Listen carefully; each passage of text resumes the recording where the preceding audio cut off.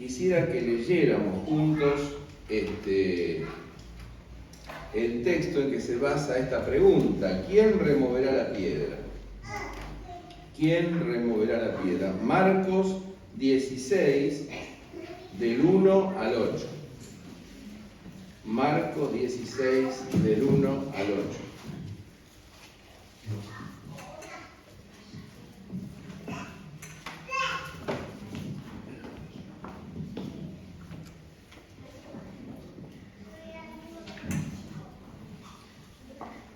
Dice el texto: cuando pasó el sábado, María Magdalena, María, madre de Jacobo y Salomé, compraron especias aromáticas para ir a ungirle. Muy de mañana, el primer día de la semana, fueron al sepulcro apenas salido el sol. Y se decían una a la otra: ¿quién removerá la piedra de entrada del sepulcro? ¿Quién removerá? Pero cuando miraron, vieron que la piedra ya había sido removida, a pesar de que era muy grande. Y cuando entraron en el sepulcro, vieron a un joven sentado al lado derecho, vestido de una larga ropa blanca, y se asustaron. Pero él les dijo: no se asusten. Ustedes buscan a Jesús de Nazaret, quien fue crucificado. Ha resucitado, no está aquí. He aquí el lugar donde lo pusieron. Pero vayan, digan a sus discípulos y a Pedro que él va delante de ustedes a Galilea. Allí lo verán, como les dijo.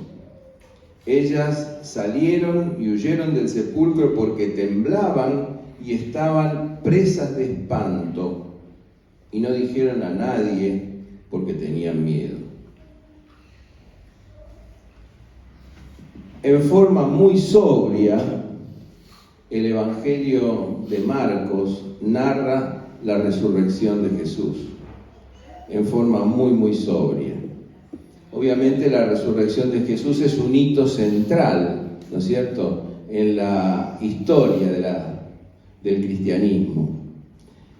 Ese hito central indica que la Iglesia, a partir de la resurrección de Jesús, comienza a mirar hacia atrás y a reconsiderar todo lo que tiene que ver con el nacimiento de Jesús, el bautismo, sus señales, sus maravillas, la cruz de Jesús, etc. Pero fíjense que este texto nos presenta una pregunta: ¿quién removerá la piedra? ¿Quién removerá? Y yo creo que en este texto encontramos tres verdades fundamentales. Primeramente, que hay piedras que no podemos remover. Los seres humanos no podemos remover algunas piedras. Dice nuestro texto que pasado el día sábado, el Shabbat, el día de reposo, fueron a ungir las mujeres el cuerpo de Jesús. Debía pasar el día de reposo porque obviamente no se podía estar en contacto con un cadáver, con un muerto, ¿no es cierto?, durante el día de reposo, durante el Shabbat. Debía salir el sol del día siguiente para que entonces sí se pudieran realizar los ritos. Y allí van estas mujeres: María Magdalena, ya la conocemos, María, madre de Jacobo, y agregaríamos de Juan, y Salomé, con especies aromáticas, ¿no es cierto?, para ungirle. Ungir, embalsamar el cuerpo de Jesús, perpetuar los ritos funerarios en los cuales siempre termina el destino humano, en la muerte, en la tumba, en el sepulcro. La muerte a veces la asociamos con la lluvia, con un día sombrío, la asociamos con un día nublado, ¿no es cierto? Pero sin embargo, aquí dice el texto que muy de mañana, el primer día de la semana, apenas salido el sol, o sea, era un día de sol, y no podía ser de otra manera. Y hay un contraste maravilloso entre lo que están haciendo las mujeres, que son los ritos funerarios, y el sol que está brillando allí en el cosmos. Ustedes fíjense que bien decía el profeta Miqueas: y a vosotros, los que esperáis en el Señor, os nacerá el sol de justicia, y en sus alas traerá salvación, y saldréis y saltaréis como becerros de la manada. Bueno, aquí algo así va a ocurrir. El texto comienza introduciéndonos algo que va a ocurrir, algo sorprendente que va a ocurrir. Pero del lado humano no se puede hacer más que ritos funerarios. ¿Quién removerá la piedra? Tenemos en primer lugar que estar muy consciente de los límites de lo que los seres humanos podemos hacer. Los seres humanos podemos hacer pocas cosas en relación a dos cuestiones. En primer lugar, ¿quién removerá la piedra del pecado? ¿Quién removerá la piedra del pecado? Todos nosotros somos pecadores. Y como bien decía San Agustín, el hombre non posse non peccare, no puede no pecar. El ser humano no puede no pecar.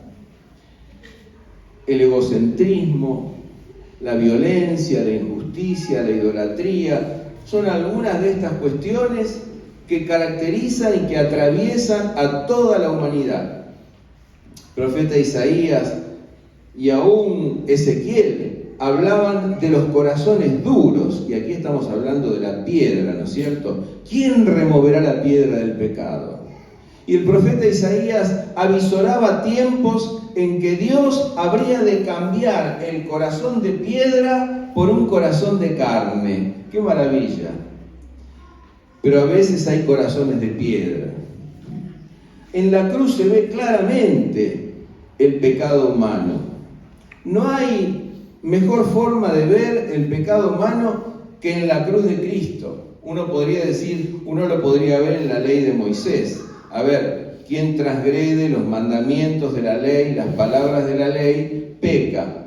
Pero yo creo que con mayor claridad vemos el pecado de una humanidad que, guiada por distintos intereses, crucifica al justo. Y allí está entonces la revelación máxima del pecado humano: crucificar al justo. Y allí entonces vemos las ansias de poder, los intereses creados. Allí entonces vemos la hipocresía de la religiosidad. Allí entonces vemos todas aquellas cosas que construimos los seres humanos, pero que terminan crucificando al justo. En la cruz del Calvario el ser humano ve claramente su pecado. Pero hay otra piedra más. No solamente está la piedra del pecado, está la piedra de la muerte. San Atanasio decía en un texto del siglo IV, la encarnación del Verbo, una expresión muy interesante, y él decía: el problema del pecado quizás podría haberse arreglado con el arrepentimiento, pero el problema de la muerte... Y tenía razón Atanasio, ¿no es cierto? Aquel luchador por la ortodoxia cristiana. No podemos no morir. Así como Agustín decía, no podemos no pecar, tenemos que decir también, no podemos no morir. Y allí está la otra gran piedra, ¿no? La muerte es como una piedra dura e inexorable que cae sobre cada ser humano, aún sobre el más sano, aún sobre el más longevo, aún sobre el que parte tempranamente, pero la muerte es una piedra que no se puede remover. ¿Quién removerá? ¿Quién removerá? Esas palabras del obispo Gattinoni, el obispo Pagura, aquel gran hombre de Dios, que escribió esos tangos, ¿no es cierto? Que no es el único que escribiera, sino hay otros, intentando ayornar la música, ¿no es cierto?, al estilo un poco argentino y nuestro. ¿Quién removerá la piedra? No podemos no morir. Y el aguijón de la muerte es el pecado. Pero ¿quién nos removerá la piedra? ¿Quién nos removerá la piedra de la muerte? ¿Quién nos removerá la piedra del pecado? Es la pregunta que nosotros debemos hacernos hoy. Es la pregunta que vos y yo debemos respondernos en esta mañana.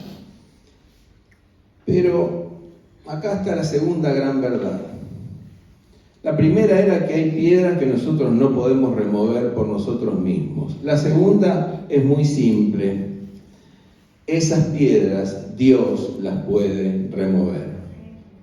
Segunda gran verdad. Esas piedras Dios las puede remover. ¿Quién nos removerá la piedra de la entrada del sepulcro? Pero cuando miraron, vieron que la piedra ya había sido removida, a pesar de que era muy grande. ¡Qué maravilla!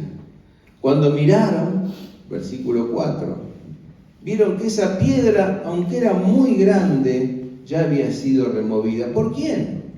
Por Dios. Dios es el que puede remover la piedra del pecado y de la muerte.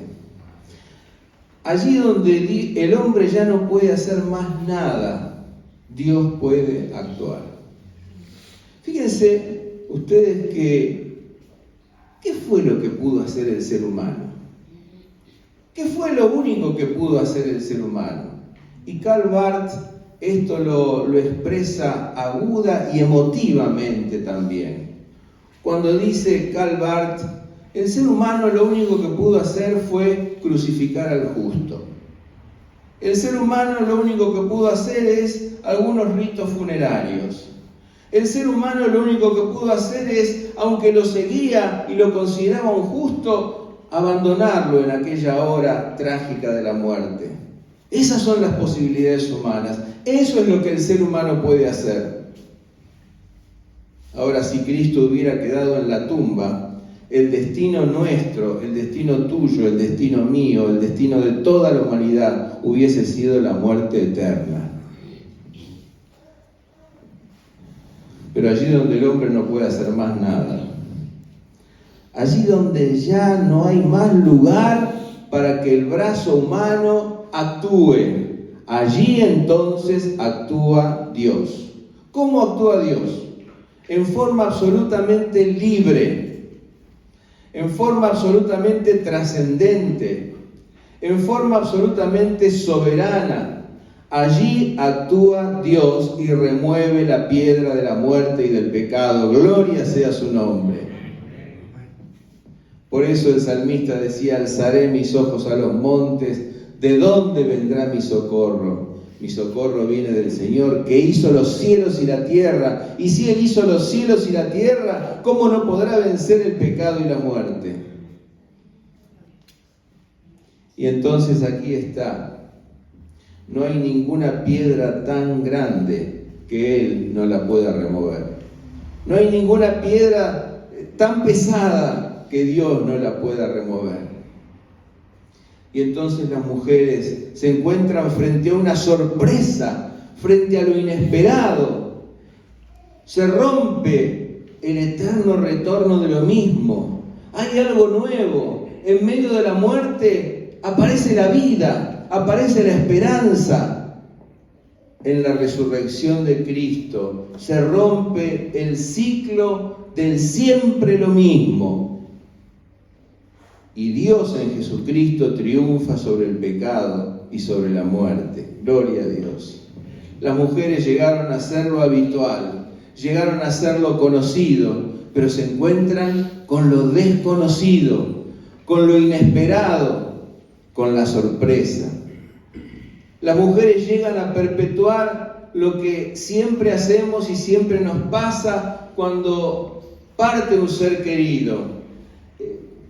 El llanto, el bálsamo, pero se sobresaltan porque la tumba está vacía y porque encuentran a un joven glorioso de vestiduras blancas que les va a dar un anuncio completamente diferente. Porque si Jesús es la vida, la muerte no puede retener a la vida. La muerte misma está con dolores de parto porque la vida va a salir a luz. Porque la vida triunfa sobre la muerte. Damos gloria al Señor por esto. Si Jesús no hubiese resucitado, los seres humanos estaríamos condenados, pero Él resucitó. Y como Él vive, nosotros también viviremos. Amén. Gloria a Dios. Y ahora una tercera verdad. Es necesario seguir a Jesús para que la piedra sea removida. Es necesario seguir a Jesús para que la piedra sea removida. Dios ya la removió. El sepulcro está abierto. El sepulcro está abierto. Las mujeres están desbordadas, están asustadas. Pero el lugar de Jesús no es la tumba, el lugar de Jesús es la vida, es la gloria del Padre. El lugar de Jesús es la diestra de Dios. El lugar de Jesús no es ni la cruz, ni la tumba. El lugar de Jesús es la gloria celestial. No está aquí donde le pusieron. Nosotros muchas veces ponemos a Jesús en cualquier lugar, pero Jesús requiere que lo pongamos en el primer lugar. Nosotros a veces ponemos a Jesús en algún lugar, pero Jesús quiere ser nuestro Señor, el Señor de nuestra vida, y que ocupe el primer lugar. Ahora, fíjense ustedes, el versículo 6 dice: Jesús Nazareno, el crucificado, ha resucitado. El que ha resucitado no es cualquiera. El que ha resucitado es Jesús Nazareno. ¿Y quién fue Jesús Nazareno el que resucitó? Jesús Nazareno fue el que sanó. Jesús Nazareno fue el que acogió a los marginados. El que fue y tocó al leproso, que cuánto tiempo haría que nadie lo tocaba. El que fue a los márgenes. Jesús fue el que perdonó pecados. Jesús fue el que comió con publicanos y pecadores. Jesús fue el que denunció los poderes del mal. Jesús fue crucificado por ser justo. Pero su comida y su bebida era hacer la voluntad del Padre que lo había enviado. El que aparentemente fracasó en su intento de traer el reino de Dios, el que murió invocando al Padre, pero en medio del abandono y en medio del olvido, ese es Jesús Nazareno, el crucificado que ha resucitado. Jesús es el hombre que no vivió para sí, sino que vivió para el Padre y vivió para el prójimo. Jesús Nazareno, el crucificado, fue resucitado. ¿Saben por qué? Porque Jesús vivió una vida conforme a la voluntad del Padre. Una vida de entrega en amor, y no hay amor que se pierda en este mundo. ¿Qué nos dice el libro de la naturaleza? El libro de la naturaleza nos dice que nada se pierde, que todo se transforma. Y si hay algo que no se pierde en la vida, es el amor. Todo acto de amor, todo acto de entrega, todo aquello que hagas por un prójimo, no se pierde. No se pierde en el abismo de la nada, no se pierde en el vacío, sino que es sostenido por la mano poderosa de Dios, porque cobra dimensiones de eternidad. El amor es eterno. Gloria a nuestro Señor. No hay amor que se pierda en este mundo. La entrega de Jesús es como ese frasco roto que la mujer aquella rompió para ungir sus pies, porque era necesario que el cuerpo de Jesús fuera roto para que el Evangelio se esparciera a los cuatro vientos y su perfume volara de un lado al otro e inundara no solamente aquella casa, sino el mundo entero. Pero Jesús no murió en la cruz. Jesús murió mucho antes. Jesús murió cuando dijo, por ejemplo, mi comida y mi bebida es hacer la voluntad del Padre que me envió. Jesús murió porque Él renunció a disponer de su vida y la entregó al Padre y la entregó al prójimo. Seguir a Jesús quiere decir renunciar a disponer de tu vida y de mi vida y entregarla al Padre y entregarla al prójimo. Amén. Crucificado estoy juntamente con Cristo, decía el apóstol Pablo. Y ya no vivo yo, mas vive Cristo en mí. Y lo que ahora vivo en la carne, lo vivo en la fe del Hijo de Dios, el cual me amó y se entregó a sí mismo por mí. Si nosotros estamos viviendo en el egocentrismo, si nosotros estamos viviendo para nosotros mismos, es necesario morir, es necesario renunciar, es necesario dejar de disponer de nuestra vida para entregarla al Padre y para entregarla al prójimo. Eso es seguir a Jesús. Seguir a Jesús es algo maravilloso. El seguimiento es un texto de Dietrich Bonhoeffer.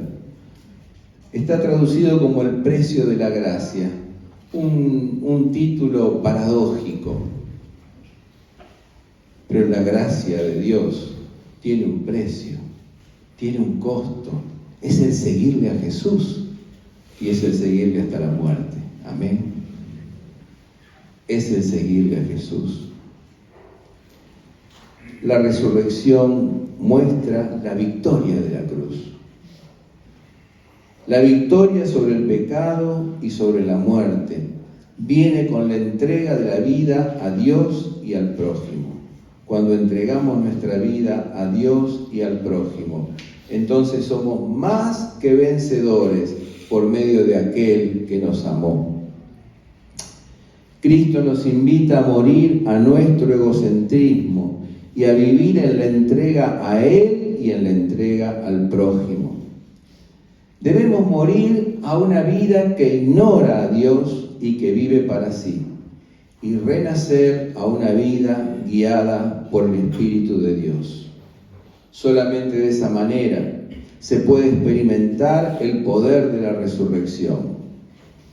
Así podemos experimentar el poder de aquel que resucitó a Jesús de los muertos, que es el mismo que te puede resucitar a vos y a mí, a una nueva vida, a una nueva calidad de vida, a una vida que tiene victoria sobre el pecado y sobre la muerte. Para concluir esta meditación de esta mañana, pregunto a las personas que quizá están acercándose por primera o primeras veces a la iglesia, pregunto, ¿queremos experimentar el poder de aquel que resucitó a Jesús de los muertos? ¿Queremos experimentar el poder del Espíritu Santo de Dios? ¿Queremos experimentarlo en nuestras vidas? Bueno, entonces hay que tomar una decisión. Es necesario tomar ahora una decisión. Porque solamente Dios puede cambiar un corazón de piedra y transformarlo en un corazón de carne. Solo Dios. Y solo Dios puede perdonar nuestros pecados. Y solo Dios puede derramar sobre nosotros su amor a través del Espíritu Santo. Y solo Dios puede darnos esperanza frente a la piedra de la muerte, porque Él la ha abierto.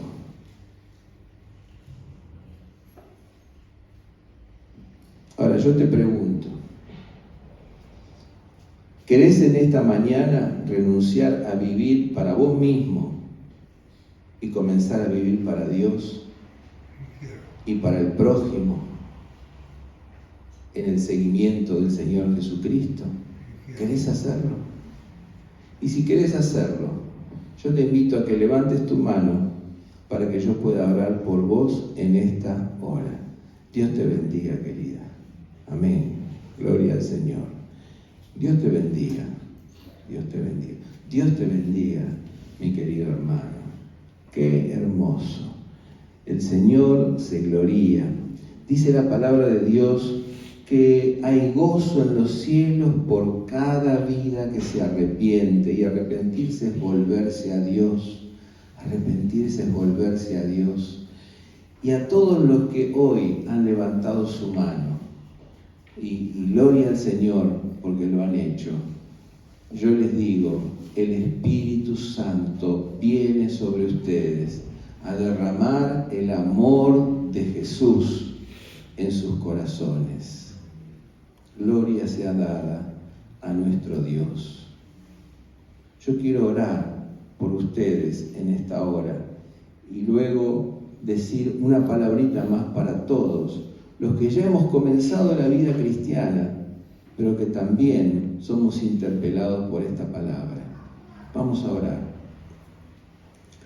Señor, queremos darte gracias por las vidas que hoy te reciben como Señor, como Salvador, y se disponen a seguirte, y se disponen a vivir en el poder del Espíritu. Yo, Señor, te quiero pedir que puedan comenzar a orar y a invocar tu nombre cada día. Yo te quiero pedir que puedan comenzar a leer el Evangelio cada día y meditar en él. Yo te quiero pedir, Señor, que puedan ser fieles a todas las reuniones de la comunidad cristiana, de la iglesia, para que puedan ir creciendo en la palabra y en el Espíritu. Señor, yo te pido que tú los bendigas, que tu Santo Espíritu los selle para el día de la redención. Y yo te pido, Señor, también en esta hora y en el nombre de Jesús, que ellos puedan sentir plenamente tu presencia en sus corazones. En el nombre de Jesús. Amén. Amén. Pero quiero decir una palabrita más para los hermanos que ya hace tiempo que están en el Evangelio.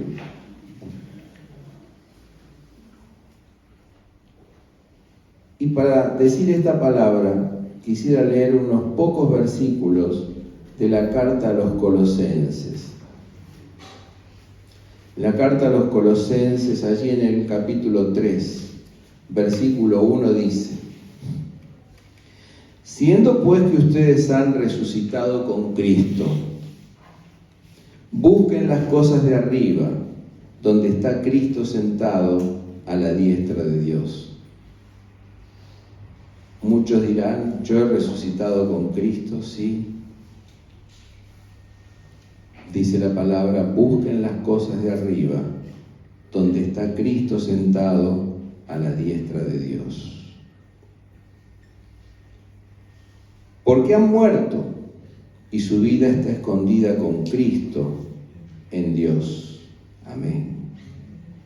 Y dice el verso 5, por tanto, hagan morir lo terrenal en sus miembros, inmoralidad sexual, impureza, bajas pasiones, malos deseos, avaricia, que es idolatría.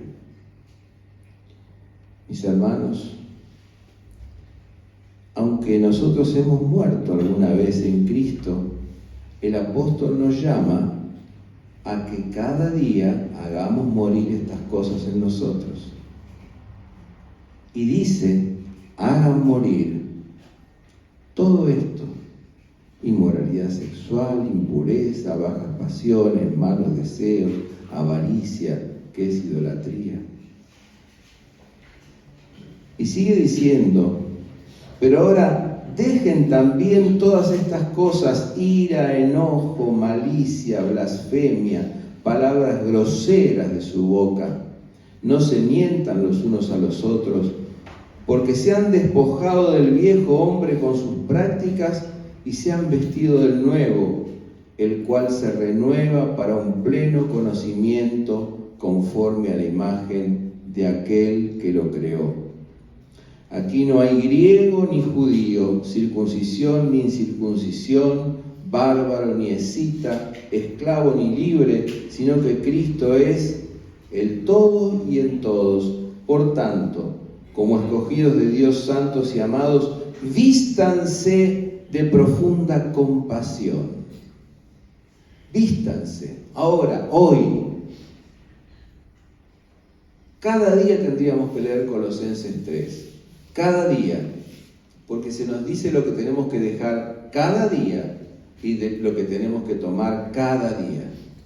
Vístanse hoy, dice el texto, de profunda compasión, de benignidad, de humildad, de mansedumbre y de paciencia, sosteniéndose los unos a los otros y perdonándose los unos a los otros cuando alguien tenga queja del otro. De la manera que el Señor los perdonó, así también háganlo ustedes. Pero sobre todas las cosas, vístanse de amor, que es el vínculo perfecto. Y la paz de Cristo gobierne en sus corazones, pues a ella fueron llamados en un solo cuerpo, y sean agradecidos. Amén. Amén, hermanos. Amén, hermanos. Amén. Porque la muerte y la resurrección es algo de cada día. Porque el triunfo de la vida es algo de cada día. Porque el triunfo del amor es algo de cada día. Porque el triunfo de Dios es algo de cada día. ¿Oramos? Señor, yo en este momento, como un humilde siervo tuyo y rogándote el perdón de mis pecados, intercedo por cada hermano y hermana en esta mañana, rogándote que el poder del amor fulgure y brille en cada vida, en cada hogar, en cada mesa, en cada relación, en cada familia.